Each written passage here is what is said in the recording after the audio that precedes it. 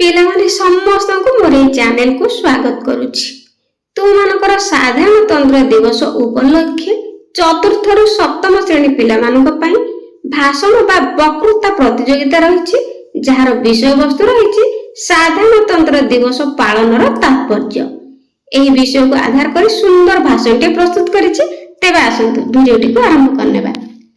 ସମ୍ମାନନୀୟ ସଭାପତି ମହୋଦୟ, ଜ୍ଞାନ ଗୁଣରେ ଗରିଆ ତଥା ନୀତି ଆଦର୍ଶରେ ଗଢ଼ା ମୋର ପୂଜ୍ୟ ଗୁରୁଜୀ ଓ ଗୁରୁମା ବୃନ୍ଦ, ଉପସ୍ଥିତ ବିଚାରକ ମଣ୍ଡଳୀ ଓ ମୋର ପ୍ରତିଯୋଗୀ ଭାଇ ଓ ଭଉଣୀମାନେ, ଆଜିର ଏହି ଭବ୍ୟ ଆୟୋଜିତ ସଭାରେ ଆଲୋଚ୍ୟର ବିଷୟବସ୍ତୁ ହେଉଛି ସାଧାରଣତନ୍ତ୍ର ଦିବସ ପାଳନର ତାତ୍ପର୍ଯ୍ୟ।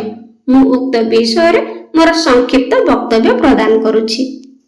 1950 ମସିହା ଜାନୁଆରୀ ମାସ 26 ତାରିଖ କେବଳ ଏକ ତାରିଖ ନୁହେଁ, ଏହା ହେଉଛି ଭାରତୀୟ ସ୍ୱାଭିମାନ ଓ ଗଣତନ୍ତ୍ର ବିଜୟର ପ୍ରତୀକ। ଏହି ଦିନ ଆମ ଦେଶର ସର୍ବୋଚ୍ଚ ଶାସନ ବିଧି ବା ସମ୍ବିଧାନ କାର୍ଯ୍ୟକାରୀ ହୋଇଥିଲା। ଏହା ଆମକୁ ମନେ ପକାଇ ଦିଏ ଯେ ଦେଶ କୌଣସି ବ୍ୟକ୍ତି ବିଶେଷଙ୍କ ଇଚ୍ଛାରେ ନୁହେଁ, ବରଂ ଆଇନର ଶାସନ ଅନୁଯାୟୀ ପରିଚାଳିତ।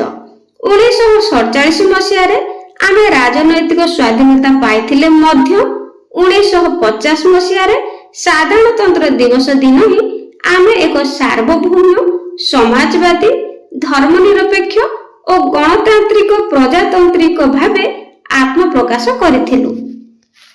ସାଧାରଣତନ୍ତ୍ରର ଅର୍ଥ ହେଉଛି ଯେଉଁଠି ଶାସନର ଚାବିକାଠି ସାଧାରଣ ଜନତାଙ୍କ ହାତରେ ଥାଏ। ଏହି ଦିନ ଆମକୁ ମୌଳିକ ଅଧିକାର ଏବଂ କର୍ତ୍ତବ୍ୟ ବିଷୟରେ ସଚେତନ କରାଇଥାଏ। ଭାରତ ପରି ଏକ ବିବିଧତାପୂର୍ଣ୍ଣ ଦେଶରେ ସମସ୍ତ ଜାତି, ଧର୍ମ ଓ ବର୍ଣ୍ଣର ଲୋକଙ୍କୁ ଏକ ସୂତ୍ରରେ ବାନ୍ଧି ରଖିବାରେ ସମ୍ବିଧାନ ହେଉଛି ଏକ ମାଧ୍ୟମ। ସାଧାରଣତନ୍ତ୍ର ଦିବସ ଏହି ଜାତୀୟ ଏକତାକୁ ସୁଦୃଢ଼ କରେ।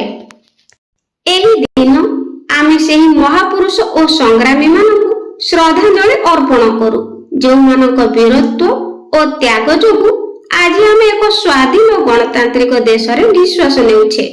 ସାଧାରଣତନ୍ତ୍ର ଦିବସ ପାଳନର ଅର୍ଥ କେବଳ ଜାତୀୟ ପତାକା ଉଡ଼ାଇବା ଏବଂ ମିଠା ଖାଇବା ମଧ୍ୟରେ ସୀମିତ ରହିବା ଉଚିତ ନୁହେଁ।